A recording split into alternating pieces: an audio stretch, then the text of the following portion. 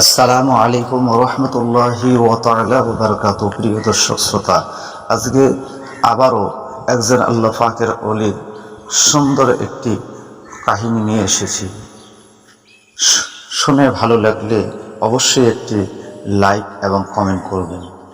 প্রিয় দর্শকবৃন্দ, একদিন আল্লাহ পাকের অলির একজন সুপুত্র, তিনিও একজন আল্লাহ পাকের অলি ছিলেন। তিনি যখন তিনার বাবার মুরিদের বাড়ির উদ্দেশ্য করে বাড়ির থেকে রওনা হলেন এবং তিনার বাড়িতে পৌঁছাইলেন, তো তিনার সঙ্গে অনেক তিনার শাগিরিদ ছিল, তিনার সাথী সঙ্গী ছিল। সাথী সঙ্গী একটু সংখ্যায় বেশি ছিল।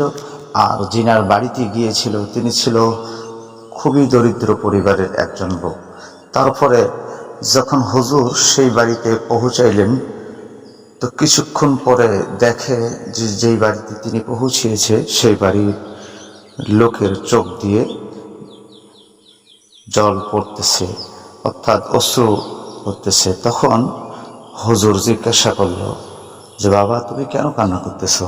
হুজুর তখন বলল যে, বাবা আমার আপনাকে দেখে আপনার আব্বাজানের একটি ঘটনা মনে পড়ে গেল।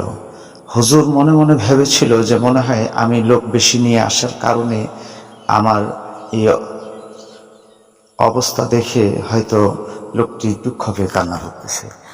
হুজুরের এই ভুলটি ভেঙে গেল যখন তিনি বলল তার বাবার কথা মনে পড়েছে।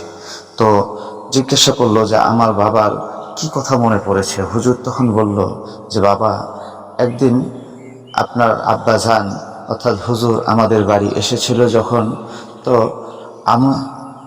আমাদের বাড়িতে যে বিছানায় তাকে বসতে দেওয়া হয়েছিল, সেই বিছানার যে চাদরটি ছিল হুজুরের কাছে খুবই পছন্দনীয় ছিল এবং হুজুর সেটা পছন্দ করেছে। হুজুর যখন জিজ্ঞাসা করলো, বাবা এই সুন্দর চাদরটি তুমি কোথা থেকে নিয়ে এসেছো? বলল, হুজুর আমার ছেলে বিদেশ থেকে নিয়ে এসেছে। তখন হুজুর বলল, আচ্ছা বাবা এরকম চাদর কি আরো তোমার কাছে আছে? হুজুরকে তখন তার মুরিদ বলল যে, বাবা আরেকটি আছে।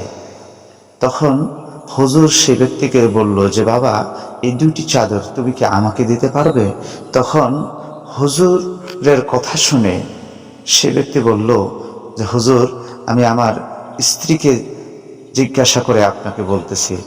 যখন সে ব্যক্তি তিনার স্ত্রীকে জিজ্ঞাসা করলো, তিনার স্ত্রী বলল যে, এক কাজ করো, হুজুরের যখন পছন্দ হয়েছে তাহলে হুজুরকে একখানা দাও আর একখানা নিজের জন্য রেখে দাও খানা। এই কথাটি যখন তিনার স্ত্রী বলল, হুজুরকে গিয়ে ঠিক সেভাবেই তিনার শাগিরিদ বলল।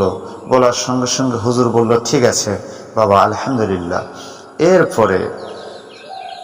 এরপরে হুজুর যখন তিনার বাড়ির থেকে আহার করে একখানা চাদর নিয়ে ফিরে এসেছেন রাতের মধ্যে, হঠাৎ করে তিনার হুজুরের শাগিরিদের স্ত্রী বাইরে আওয়াজ শুনতে পেল যে মনে হয় তিনার ছেলে তিনাকে ডাকতেছে। তিনার দুই ছেলে ছিল, দুই ছেলেই নৌবাহিনীতে কাজ করত।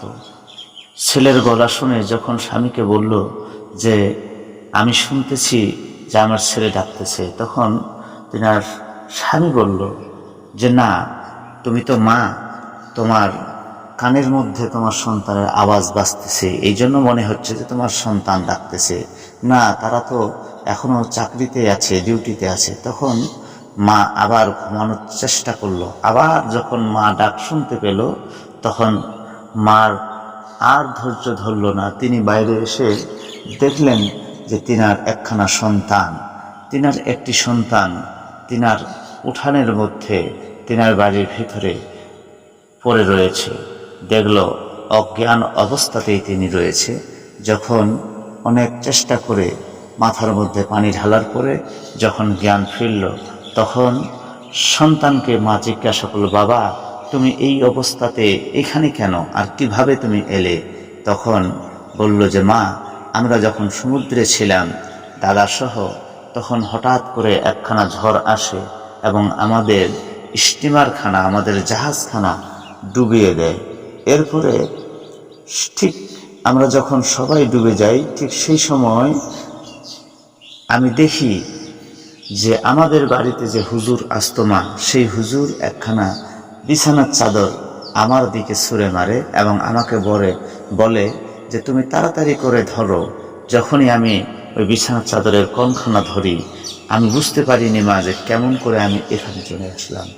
তখন মা অঝোর নয়নে কান্না করলো। আর তখন মা বুঝতে পারলো এবং তার সাবির বুঝতে পারলো যে হুজুর হয়তো এই জন্যই দুইটি বিছানায় চেয়েছে, যে আমার দুই সন্তানকে বাঁচানোর জন্য।